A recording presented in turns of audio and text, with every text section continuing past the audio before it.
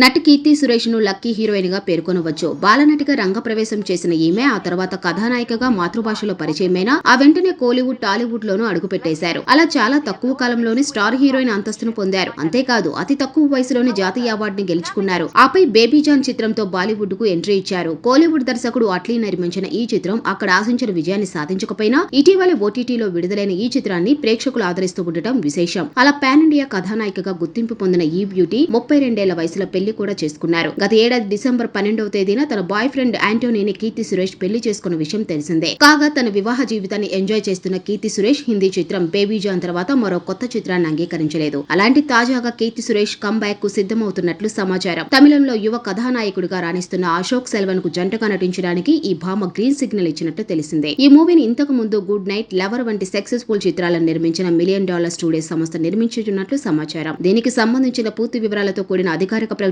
త్వరలో వెలువడే అవకాశం ఉంది. కాగా ప్రస్తుతం కీర్తి సురేష్ చేతిలో కన్నెవేడి, రివాల్వర్ రీటా చిత్రాలు ఉన్నాయి.